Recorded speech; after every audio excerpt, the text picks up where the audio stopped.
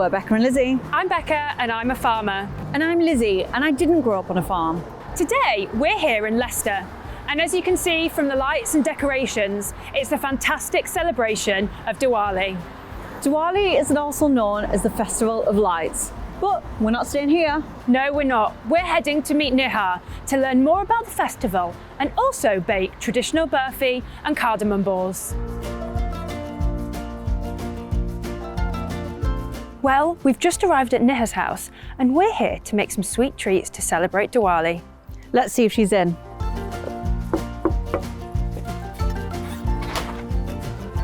Hello everyone, come on in.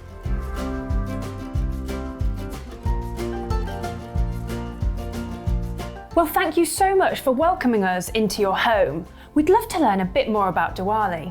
Sure, Diwali is the festival of light. It celebrates good over evil. And over Diwali, friends, families and communities come together, spend time together and eat loads. Well, we absolutely love your decorations. So how long does Diwali last?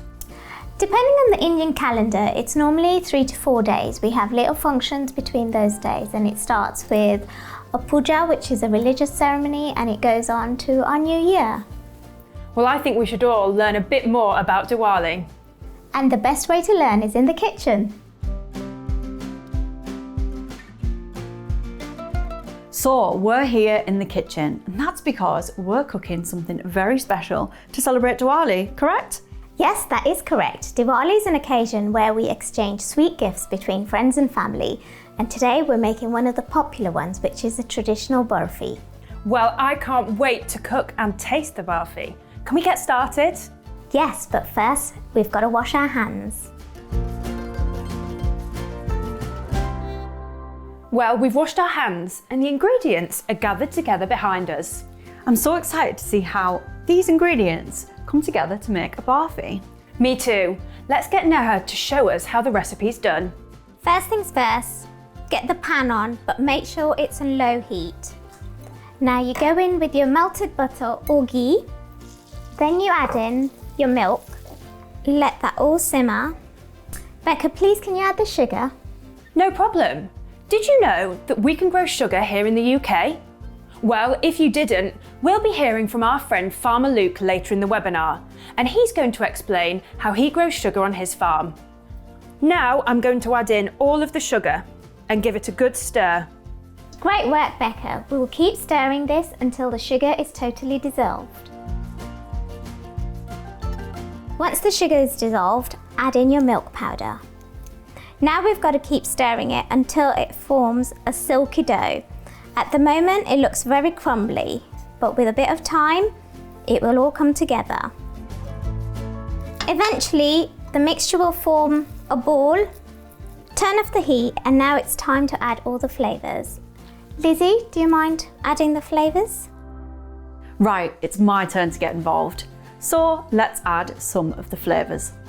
So first of all, we're going to add the cardamom to the mixture. Next, we'll add around 8 strands of saffron. We want half a teaspoon of vanilla extract. And finally, we'll add the lemon juice.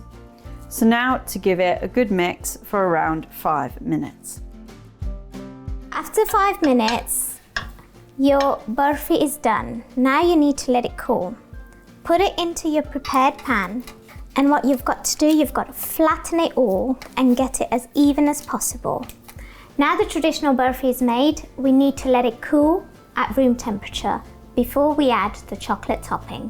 While the burfi cools, we have a little bit of time to make another sweet dish. Ooh, what's that? We're going to be making cardamom and date balls. Sounds delicious. Let's get started. First of all, we're going to roast the nuts lightly. Just do this in a dry pan. Once these are roasted, put it back into your bowl to add at a later stage. Now we're going to cook the dates. Start off by putting a tablespoon of ghee into your pan, then add in your chopped dates. Give it a stir, and then cook these on low heat until the dates start to melt.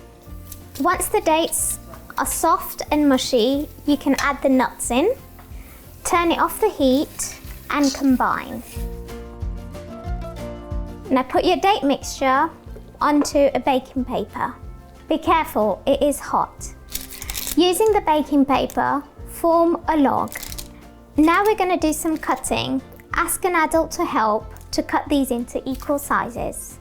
Now I'm just going to make them into balls. The cardamom and date balls are ready and the burfi has cooled down. Let's get Becca and Lizzie over to do the finishing touches. To decorate, I'll start by rolling the balls in edible flowers. And then next, I'm going to finish off with some gold leaf. I'm going to start by covering the burfi in melted chocolate. And we'll finish with a sprinkle of nuts. Well, after all of that hard work, I think it's time that we try these tasty treats, starting with the burfi.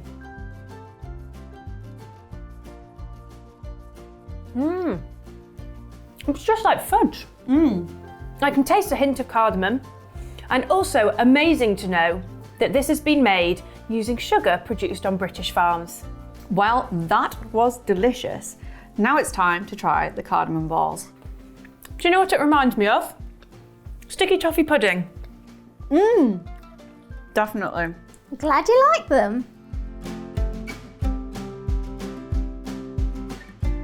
Well, I have to say, both those sweet treats were absolutely delicious. Thank you so much for letting us come here today to make them and try them. I have to say, I think my favourite was the cardamom balls. Well, mine was the burfi. Oh, thank you so much, and I'm glad you enjoyed them, and thanks for your help. No worries, it's been fantastic to learn all about the festival and how to make traditional sweet treats. Well, if you've got any more questions about Diwali, we'll be able to answer them in just a moment.